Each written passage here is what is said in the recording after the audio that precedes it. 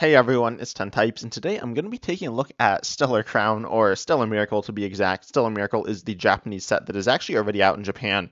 It's been out for a few weeks now, and internationally it's going to be coming out in under a month, so I'm really excited for it.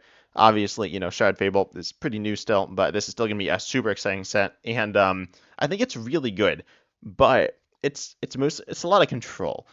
So I don't know, that's probably not a good thing. But there are some really interesting cards. As I control, I mean there's control, but there's also stall and there's also mill. And some really interesting options. There's a bunch of cards. I'm just going to flip through the set because honestly, there's so many control cards. So starting off, I guess we get laid in. This one, it's a pretty interesting card. It can gust a Pokemon in 90 HP or less on play, which is kind of cool. How useful is it in control? It's not that useful, but it is a cool card. We have Lily that stops them from retreating, and there's some stuff. I guess this Leap's not like the worst, but it's not very good, right? We'll talk about the fossil later. I think that card's pretty cool for control. But now getting into the more serious control cards, we got Morotom. This one's not insane, but it's pretty solid. It does 30 for 1 colorless, and then before doing any damage, discard all Pokemon tools and special energy attached to your opponent's active Pokemon. Obviously, Lugia V-Star. By the way, I am recording this before the World Championships. We'll see how Lugia does there. I don't expect it to win, but you never know. It's certainly a deck that could win, and I'm probably releasing this. I don't know. Actually, I'm recording it during the World Championships, but during the first day. So we'll see. But anyways, Time here, discarding tools is not like super useful, but that's not bad. There are definitely tools that can cause issues, but then discarding all special energy, insane against Lugia. It's certainly okay in other situations, though. There is another Lugia counter in this set as well, which isn't really a control card. This is definitely a control card, though, and I will expect this to see play in some control decks, but not 100% sure. We'll see how things go in the future. But next we got ourselves Eldegoss. This card's okay. Zephyr Gift here for 1 colorless. I could only see this being played in control. By the way, I am on the website PokemonProxies.com as well, if anyone's wondering about that. But it says for 1 colorless, put this Pokemon and all cards attached to it into your deck. I assume it means shuffle. So these are translated. I'm pretty sure that's what it means. And then, oh yeah, you shuffle after. If you do search for 3 cards, which I guess can be part of your Eldegoss line or your energy, and then put them into your hand and then shuffle your deck. So this is a hit and run, I guess, attacker. I think it's outclassed by the Tatsugiri from um, Paradox Swift, maybe the one that searches for 2 cards, and it's a basic, it's 2 energy. But this card still, it's okay. I could definitely see this card being used. I don't think it's as good as like Rodan V because it's an evolution, but it is only 1 energy, so it's not that big of a deal. And then, of course, it also lets you search for whatever cards you want. Also, it's a single prizer, but it's a little different, but I think it's an okay control card. Then we have Diplin here. Diplin is more so like an option within the Hydrapple EX deck, or if you're playing some other Diplin or Applin Evolution deck, which there's a Diplin Thwacky deck with the Thwacky with the Festival lead where you like attack twice and stuff. So you could put this Diplin in, and it says during your opponent's next turn, for 1 grass, prevent all damage done to this Pokemon by attacks from basic Pokemon, and it does 20 damage. I actually think this card is really good in general decks. It's not insane, but it's pretty solid. It will be walling ancient and future decks. I've talked about this card in the past, and I've talked about this one a little bit. I've talked about cards similar to this a lot because there's a bunch of Pokemon like this, and it's good. Diplin here it's essentially the same as Noivern EX. It's pretty similar to Frigiraf EX, and actually does wall similar Pokemon to Mimikyu as well. But I think Diplin is a pretty solid attacking option in really any deck. If you are able to find the room to slot in some energies and Pokemon, it depends exactly what you're playing. Certainly, I wouldn't really recommend putting this in something like Lugia, but if you're playing not Regidraco either, because then you have Noivern, but then Regional Ogerpon, you could put this in. It's a stage 1, it's a little awkward, but it's not like super awkward to find. And then you can just go and essentially have not necessarily an auto win against the mirror, but be in a very good position, force your opponent to gust around it over and over and over again. And your opponent, Regional Ogerpon can't really do anything against this. Same thing with Roaring Moon EX can, but like single prize Roaring Moon can't, or Ancient Box, I guess. And Gardevoir EX might struggle. This is actually solid against that deck because potentially the 20 damage will be taking the knockout, and then you'll be walling off a lot of their attackers, not the Gardevoir EX itself. And I guess that's about it, though. So you'll be walling off a bunch of their attackers. So Diplin, I think, is pretty versatile and pretty solid, but it's not like super good. The 3 retreat's also not good, but it is a solid Pokemon. Then we have Salazzle. So for a bit of context on this, I talked about this in a video where I covered the it was like an Arceus Salazzle deck or something with I think it might have had fighting stuff too. I don't remember, but sudden burn discards 3 cards from your opponent's hand. They do choose. It is on play, so or it's no, it's on the turn that you play. It's an attack on that turn. You discard, your opponent discards 3 cards from their hand. But if you use 0/6 Machinations first, then they only have 3 cards, and then you just discard all the cards. So this card is, in my opinion, super broken. Discarding your opponent's entire hand obviously is really, really good. So I think Salazzle is it might also be a top 10 card in the set, in my opinion. I think it's really strong because if your opponent doesn't have any cards, they can't do anything. Of course, if they have something like, if they have a barrel, but even if something like Mew-EX, Curlia, Dracloak, those are going to draw them out of that hand, so then this isn't good. But if they don't, then this is not an auto win, but puts you in an insane spot if you're a normal deck. But if you're a control deck, then it's even better. You can just get rid of all their resources. There are different combo things you can do with it to make them not really be able to top deck out of it. And I think Salazzle is really, really, really good. Then we have, let's see, I don't even, like, I forgot there's a Lumineon in this set. We do have Caracosta. Oh wait, no, this is damage buffs. Never mind, that's not taking less of damage. So you have some mediocre Pokemon, but then we have Dreadnought here. Dreadnought is really cool with Impregnable Shell. Its ability, also your attack here. I just want to say it's 160 for 3 colors if your opponent has damage on them. Otherwise, it's 80, which is okay. It's not amazing, but it's certainly an okay deck or attack that can be put into any deck because it's 3 colorless. I mean, there are definitely decks that are going to struggle to pay this. Some decks that can pay it very easily, but pretty much every deck can pay it in some manner. And you have this insane ability, which is really the important part, but having an attack that is usable. For example, like Flood Domain has an insane ability and a usable attack. I think Dreadnought fits that category as well. It is an evolution, but Impregnable Shell, it has 140 HP. But if an attack from your opponent's Pokemon would deal 200 damage or more to this Pokemon, prevent that damage. So if your opponent, say, playing Raging Bull Ogerpon, they have modular damage, but that modular damage goes in terms of 70s, so they can either be hitting 140 or 200. So they will be hitting exactly 140. If you're able to boost this up, though, in terms of HP, they can't one-shot it. And then if you're up against Dragon Ball EX or Charizard EX, after they've taken 1 prize, Dragon Ball EX can snipe you on the bench, and of course Charizard EX, if you haven't taken any prizes, then it's not going to be doing anything, or it's going to be doing something. It's going to be knocking you out. It's not going to be not doing anything. The ability won't be doing anything, I should say. And so, but that's not that hard to take 1 prize. Then once you do that, all of a sudden your opponent can't knock out you can't damage your Dreadnought at all, let alone knock it out. So Dreadnought's ability is super good. I think this card is really great as like a stall card. You stick in the active, wall off, whatever. It walls off a lot of things and causes problems because his HP is pretty high anyways. Obviously, most decks can hit 200. Most decks are really meant to hit more than 200, though. So if you're against Miraidon, they're going to just like Iron Hands EX you or something. But then, actually, no, they're not. They're going to struggle. They can slowly hit through you. Iron Hands EX won't be working, though, because it does hit weakness, so it's going to be hitting too much. But they could probably figure something out. Maybe Raikou V could be able to sneak in and take the knockout. That's pretty weird. There's weakness and then damage manipulation by both players, but that is like theoretically an option. But then if you put on a Hero's Cape, you have 240 HP, and so you just can't ever be one-shotted, assuming they don't Lost Vacuum or have some way to hit through effects of attacks. So, or their attack hits through effects on you. So, like Roaring Moon EX could be one-shotting you using the instant knockout attack, but this is still super good. There are counters to it, and it's not going to be countering every deck, but it is a really, really great stall Pokemon.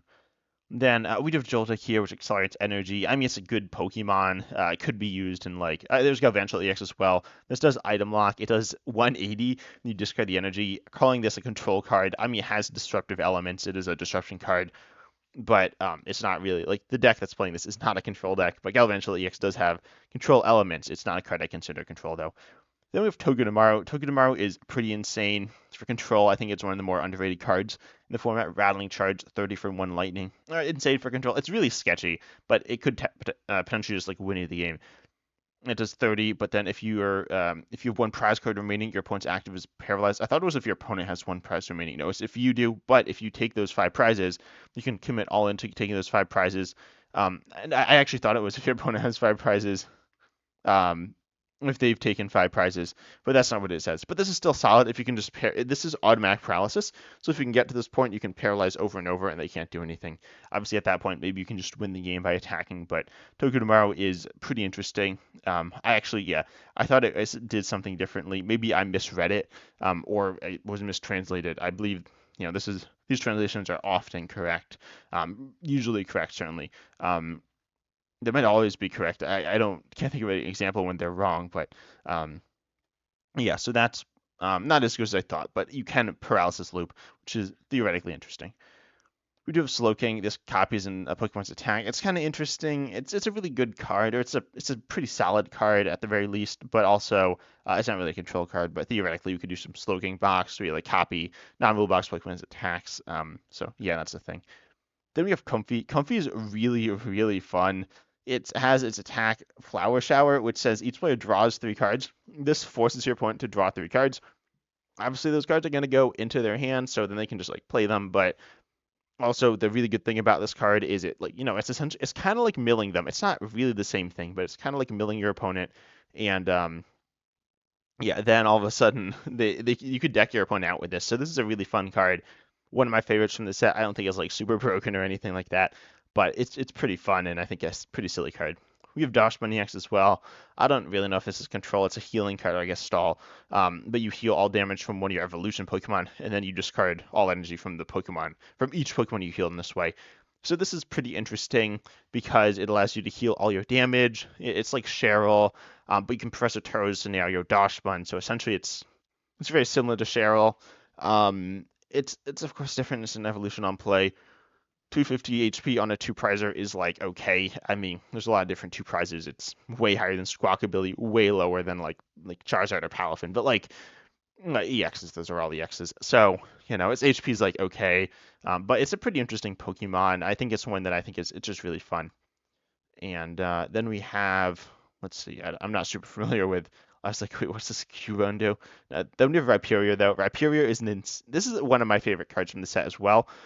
It's one that I haven't heard any talk about, really, other than like it got revealed and people were like, oh, this is a card. But Wide Wall's your ability here. And whenever this Pokemon is whilst, I don't think Pokemon uses whilst in there. I've never seen that, but when this Pokemon is in the active spot, whenever your opponent places a supporter card from your hand, prevent all effects of that card done to your Pokemon in play. This is going to be stopping boss's orders pretty much. It does stop Giacomo. It stops that. I was like trying to think of things. It probably stops some other things. There's a new card like Boss's Orders coming out. It gets in actually the set after this in internationally. It's coming quite late in the year, but it's like Boss's Orders, but it's a little different. But it'll stop that. But then you have 200 HP, which is a lot of HP. Like this is so much HP. People, obviously, I was just saying Dosh Maniacs, kind of low HP for stage 1, but that's a 2-prizer. And people aren't like one-shotting Doshman all the time. They won't be doing that. Perior can definitely live hits. If your opponent's playing like Lost Zone or something, they might struggle to knock this out. You do 180 for 3, and you discard an energy from your opponent's active Pokemon. If your opponent's playing Charizard DX, this could cause issues. And also, Fighting type is one of the more tanky types in the game. This attack cost is very payable with either reversal or something else.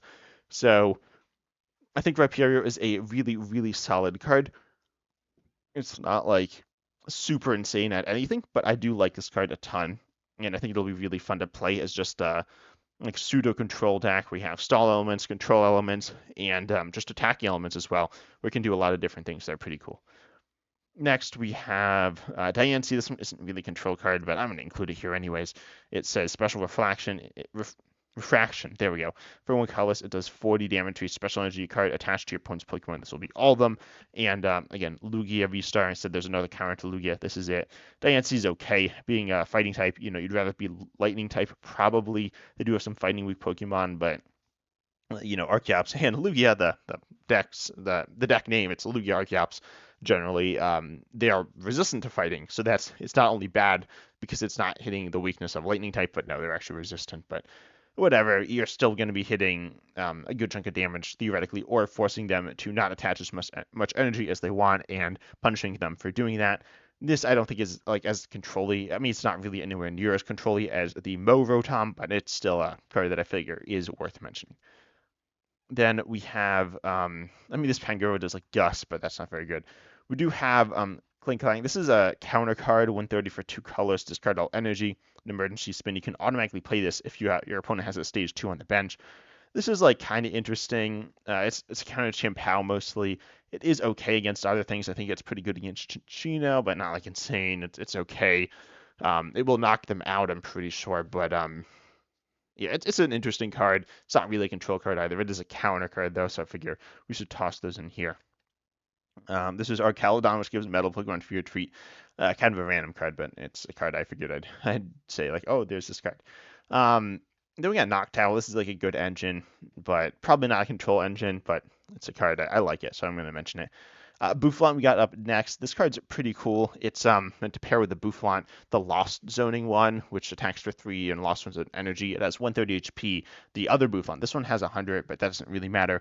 The ability Curly Wall, if you have another Boufflant in play, which can be the same one or a different one, all your basic colorless Pokemon take 60 less damage from attacks done by your opponent's Pokemon. It does not stack though, so you have one of this Bouffant, one of the one that's going to be hit force your opponent's energy into the Lost Zone. That is 130, boosting up to essentially 130 takes 60 less, essentially 190. Then you can boost it up using Bravery Charm to 240 or Hero's Cape to 290, which is like a lot of HP, and especially on a single prize basic Pokemon, but even not, like, it's still insane. So I think this Boufflant, like 240 is a ton of HP on a basic single prizer, and so you can do that with the Boufflant, Lost Zone energies, and be this like stall control deck where you're tanking hits and Lost Zone energies, which seems really, really powerful. Kind of annoying, kind of awkward with the energy cost. It is 3 energies, but my card sees play in current stand format. I don't think it's that good, but it's solid. I mean, it definitely sees play. It's definitely a weaker card as well, but that sees, like, out of all the cards that sees play, it's on the weaker side, but it is still a solid card with a good niche circumstances. Then we do have, I mean, this one takes less damage, but it's not very good. Then we have, oh, so does Double. But yeah, Trap Ghost, I guess, is like, has a walling attack where it is immune to damage from basic non-colorless Pokemon, but it is very expensive, and so it's not the best. But I mean, if you're playing this, just play the what is it called? The Diplin. That one's probably better. It's only 1 energy. It is a stage 1, but it's only 1 energy. So you could probably play that instead of Trap Ghost, but still. You could do Trap Ghost, Glass Jump. I mean, Trap Ghost EX is very good. I've talked about it a lot on the channel. It's one of my favorite. It's probably going to be my favorite new deck from the set that's like completely new. It's really, really cool, but also like, you know, it's obviously good, right? So then we have 2 fossils here, and you have anti-cover fossil, and which says it's immune to effects of attacks, but then anti-group fossil, which has its ability. Oh, okay, I guess I should say what the fossils are because they're super weird. But play this card as if it were, so it's an item, but you play it as a basic 60 HP colorless Pokemon, and it can't be affected by special conditions and cannot retreat. And then anytime it's in play, you can just discard it from play. I don't know what its retreat cost is. Obviously, you can't retreat. It just says that on the card. But if you're being hit by like Spite Off CX, I don't know how much they're doing, but whatever. That doesn't really matter too much here. You can also attach tools. You could attach a Bravery Charm. You could attach a Technical Machine. You can do stuff like that, which is like kind of fun. I can't think of the last time I've ever seen that, but that is possible. But then you have this ability here on all the fossils, which is really fun. I really like how Pokemon's done fossils recently. The Pokemon that evolve from them are pretty terrible. Unfortunately, I think they've all been bad. I mean, Artgap's in standard, but I'm talking Scarlet and Violet, and there's an okay Aerodactyl, and then the rest are all pretty terrible. As far as I can think. I mean, tell me down below if there's some that are like actually good, but I thought they were all bad, if I'm not mistaken. Or like there's the Lileep and then the Credilli, which is like kind of fun, but it's not very good. But then play this as if it were a 60 HP basic, which is like not very tanky, but it's immune to basic Pokemon.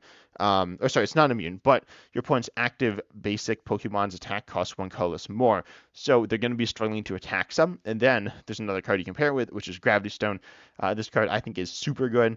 If the Pokemon this card is attached to is in the active, the retreat cost of both active Pokemon is 1 colorless more. This becomes super janky because like what's 1 colorless more than, like, this card doesn't have any retreat cost as far as I can tell, but whatever. So then you're increasing your active's retreat opponent's active retreat cost. So if they're playing Lost Zone, they got Comfy. You can get this Comfy in the active. They're gonna not be able to retreat it very easily. They can't really attack with it. Their retreat cost is 2. Their attack cost is 3. Their attack's not good, but it will be two-shotting you with 60 HP. But and you can also trap something like Squovit. You got a 2 attack cost, boosting it up to 3, and then they got a now a 1 or 2 cost boost up to 2. You could even trap something like Iron Hands EX. Their attack is normally they have 2 attacks. They have one that's going to be certainly better against this, which is normally 4, but now 5, which is like so expensive. And then their other attacks still 4, which is a lot. Then they can't retreat because their retreat cost is 5. And also, Gravity Stone does turn off Heavy Baton, which is like kind of funny, but not Heavy Baton doesn't see that much play right now. But yeah, that's kind of fun. And so I think Anti-Root Fossil plus Gravity Stone's a really fun combo. Is it fun? I think it's fun. I don't think other people think it's fun, but it's going to be pretty good. Potentially. I haven't heard anyone really talking about it, but I think it's pretty solid. I've heard talk about Gravity Stone, but I haven't heard any talk about Antique Root Fossil. I don't pay that much attention to everything going on, but I certainly read comments and then look at other places as well. And I haven't really heard much talk about it. But then I also have these berries. Whenever the Pokemon this card's attached to takes damage from a certain type of Pokemon, Papaya Berry is going to be Psychic, and then Oka Berry is going to be Fire. You take 60 less and then discard this card. I don't think these cards are very good, but if Fire or Psychic become like insanely dominant, I mean Psychic is certainly a solid type right now. Fire is not very good. Charizard DX is good, but that's not really a Fire deck. It's a dark. I mean Charizard DX is a Darkness Pokemon. But these are interesting. I forget. I should mention them here. There's Sparkling Crystal, which is interesting. It interacts with the Ogre Pond specifically, the fighting one and the water one. It can allow you to do some pretty cool things there, but also I don't know. It's not super controlling, but it is interesting. Then the rest of these aren't really control cards. Actually, no, Lacey kind of is. I couldn't seeing play in anything else but control. Shuffle your hand into your deck, then draw 4 cards. But if your opponent has 3 or fewer prizes remaining, shuffle draw 8. Shuffle draw 8, obviously really good. Shuffle draw 4, obviously not good. But if you're playing control, theoretically you can have 10 turns where this card is going to be active and you're drawing lots of cards with this. So that could be interesting. Probably not so good, but if you're playing Curlier Gallade Control Engine, this could be good. There's Kofu as well, which is a supporter. There's a Kofu deck, but it's not good. But put 2 cards from your hand onto the bottom of your deck in any order, then draw 4. This is interesting because drawing 4 is it's not something we see that you can like always do. You can't technically always do this. You do need 2 other cards in your hand, but you probably have them. You're not discarding them, so it is interesting. You're not losing resources. So this could be usable. It's a card that isn't. It's okay. It's kind of interesting, but I figured I'd mention here. This Perior is not. I don't know. Perior is something. We'll probably need to have a conversation about this card at some point. It might be a little problematic, but whatever. This card gives you big bench. I don't know. It's really good for a lot of decks. It's not really a control card, but you could certainly play it. I think Great Tree has this ace spec. It allows you to. It's kind of like a rare candy. It's like rare candy, but as a stadium. It's a really weird card, but it's interesting. Like you're playing control, it does allow you to do certain things, which is kind of cool. I'm not a big fan of the card. Honestly, you're in really any deck. I think it's okay. Probably not the ace spec for control because Legacy Energy, the Sparkling Crystal, which I mentioned. Scoop of Cyclone, and then of course Hero's Cape is generally played. And then Neo Upper Energy could also be played, but you got some pretty cool options for ace specs. So Great 2 is probably not the one, but still, there's so much control stuff in this set, and yeah, I mean some of the stuff I said wasn't like really that control. Like Dancy's not really control, but then some of the stuff obviously is like Dreadnought is well the stall, but it's obviously in that category. And some of them and Salazzle super good, and then we have some really interesting ones like the Comfy, for example. But anyways, I hope you enjoyed the video. Consider liking and subscribing, hitting the bell, joining the channel as well. Shoutouts to YouTube members Vazbersky and Romanik as well for being members. But I hope you enjoyed, and as always, I'm excited to see you in the next video.